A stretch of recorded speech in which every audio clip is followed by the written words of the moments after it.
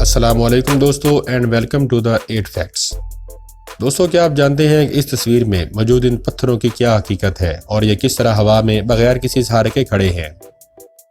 दोस्तों, क्या आप इन बंदों के बारे में जानते हैं जिन्होंने मुसलसल 11 दिन तक ना सो के वर्ल्ड रिकॉर्ड अपने नाम कर रखा है। और दोस्तों, क्या आप पाकिस्तानी करेंसी नोट की साइड पर लगी इन लाइंस के बारे में जानते हैं कि इनका क्या मकसद है। अगर आपको नहीं पता तो वीडियो को लास्ट तक ज़रूर देखें, आपको इन सारे सवालों के जवाब मिल जाएंगे। तो आइए शुरू करते हैं आज के धमाकेदार 8 फैक्ट्स। दोस्तों, क्या आपने कभी सोचा कि मोबाइल फ़ोन में इस्तेमाल होने वाली सिम का एक कोना हमेशा कटा हुआ क्यों होता है।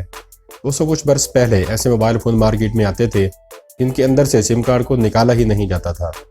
यानी जब आप किसी नेटवर्क को सिलेक्ट करते थे तो लास्ट तक आपको उसी नेटवर्क के साथ चलना पड़ता था और आप उसी नेटवर्क को ही यूज़ करते थे।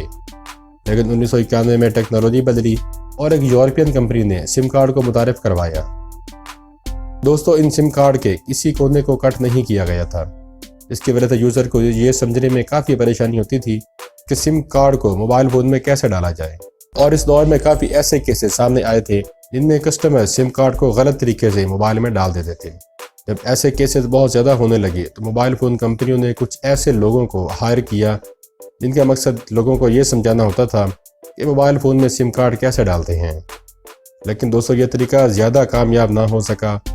फिर इसके बाद मोबाइल सिम बनाने वाली कंपनियों ने सिम के एक कोने को काट दिया। इसका मकसद ये था कि लोगों को पता चले कि सिम किस डायरेक्शन से मोबाइल में डालनी है। इसलिए आज हम सिम को देखते ही समझ जाते हैं कि सिम को किस डायरेक्शन से मोबाइल में डालना है। इस तस्वीर में नज़र आने वाला ये जादुई पत्थर हवा में कैसे खड़ा है। दोस्तों, साल 2012 में सोशल मीडिया वेबसाइट पर इस तस्वीर को बहुत ज़्यादा शेयर किया गया, जिसके बाद ये पिक पूरी दुनिया में वायरल हो गई। इस तस्वीर में मौजूद इन पत्थरों के बारे में बताया गया था कि इन पत्थरों को 1400 साल पहले हवा में मौजूदी तौर पर कुछ इस तरह खड़ा किया गया, जो दिखने में बहुत ज़्यादा अमेजिंग लगता है। लेकिन दोस्तों, क्या वाकई ये पत्थर किसी मौजूदे की वजह से हवा में खड़े हैं और रियल में इस तस्वीर की हकीकत क्या है। दरअसल दोस्तों, इन पत्थरों को 1400 साल पहले नहीं बल्कि साल 2008 में इजिप्टियन आर्टिस्ट शबान अब्बास ने इजिप्ट के एक एयरपोर्ट के सामने बनाया था।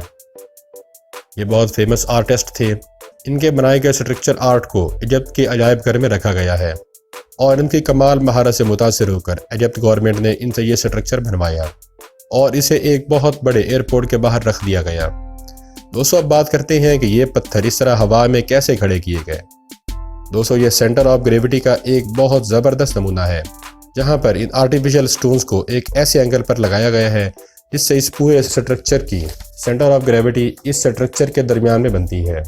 सिर्फ इतना ही नहीं, इसके दरमियान में एक मेटल रॉड भी डाला गया है जो हमें किसी मजबूत रस्सी की तरह लगता है।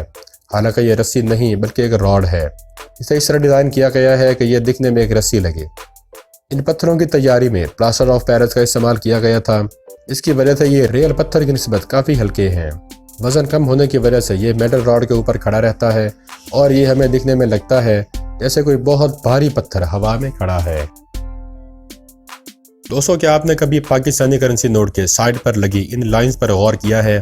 क्या आप जानते हैं कि इन लाइंस को किस मकसद के लिए बनाया जाता है? ये लाइंस डिज़ाइन के लिए नहीं बनाई जाती बल्कि ये उन लोगों के लिए बनाई जाती हैं जिनको नज़र नहीं आता। इन लाइंस को टच करके वो इस बात का अंदाज़ा लगा लेते हैं कि वो नोट कितने का है।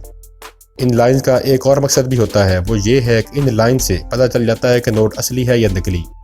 क्या आपने कभी गौर किया कि बैंक में मौजूद तमाम कैशियर्स के नोट गिनने का अंदाज एक जैसा ही होता है? जब वो इस अंदाज से नोट गिन रहे होते हैं तो हर नोट के ऊपर लगी लाइंस इनके अंगूठे को टच कर रही होती हैं, जिनसे उन्हें पता चलता है कि नोट असली है या नकली। दोस्तों, इस दुनिया में कोई भी चीज़ ऐसे ही रैंडमली नहीं बनाई गई, बल्कि हर चीज़ का कोई ना कोई मकसद होता है। दोस्तों, हर साल हमारे मुल्क में सिलेंडर फटने के तकरीबन 1 लाख केसेस सामने आते हैं और 250 के करीब लोग अपनी जान से हाथ धो बैठते हैं। लेकिन दोस्तों, क्या आप जानते हैं कि अगर किचन में सिलेंडर फट जाए तो इसकी मुकम्मल जिम्मेदारी गैस कंपनी की ही होती है और इन कंपनीज़ को अपने कस्टमर के साथ होने वाले किसी भी हादसा पर फ़ाइन पे करना पड़ता है। अगर ऐसे ही किसी हादसे में कोई इंसानी जान चली जाए तो कंपनी मुतासरा लोगों को 6 लाख रुपए देती है और ज़ख्मी होने वालों का 2 लाख पर पर्सन हॉस्पिटल का खर्चा और 2 लाख का प्रॉपर्टी डैमेज इंश्योरेंस भी इसमें शामिल है। दोस्तों हम दुआ करते हैं कि अल्लाह ताला हम सबको अपना हिफ्ज़ व अमान में रखे और हमारे साथ कभी कोई ऐसा वाक़या पेश ना आए।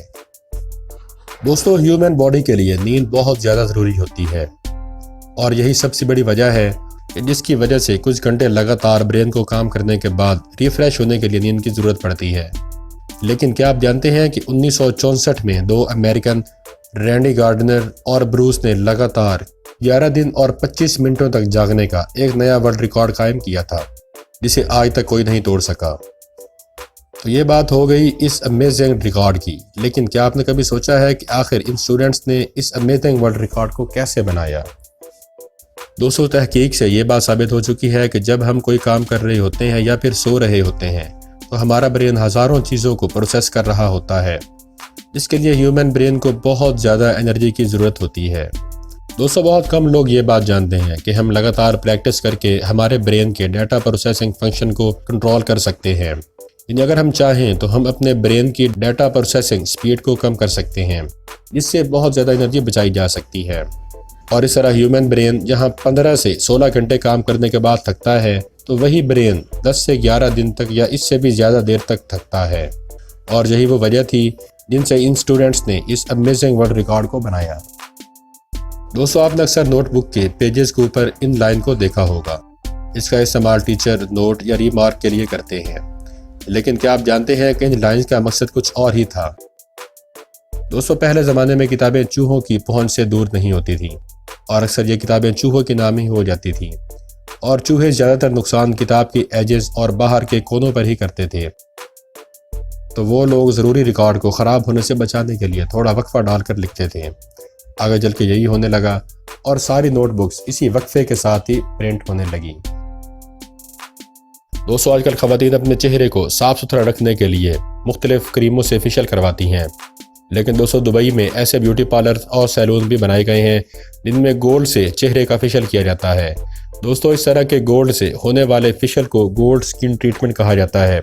दोस्तों गोल्ड फेशियल दुबई में किसी भी ब्यूटी सैलून में बहुत ज़्यादा महंगे दामों में हासिल किया जा सकता है।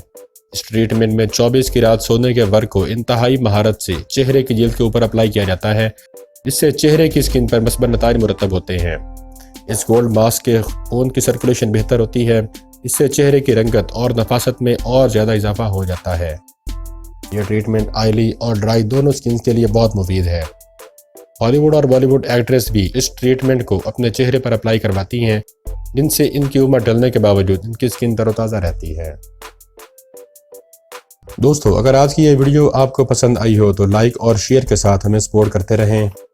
और अगर आप अपनी कीमती राय देना चाहते हैं तो नीचे कमेंट बॉक्स खुला है। अगर वीडियो को पहली बार देख रहे हैं तो चैनल को ज़रूर सब्सक्राइब कर दें और साथ में लगे घंटी के बटन को दबाकर नोटिफिकेशन ऑन कर दें। दोस्तों आज के लिए फिर इतना ही, मिलते हैं अगली वीडियो में। तब तक के लिए अल्लाह हाफ़िज़।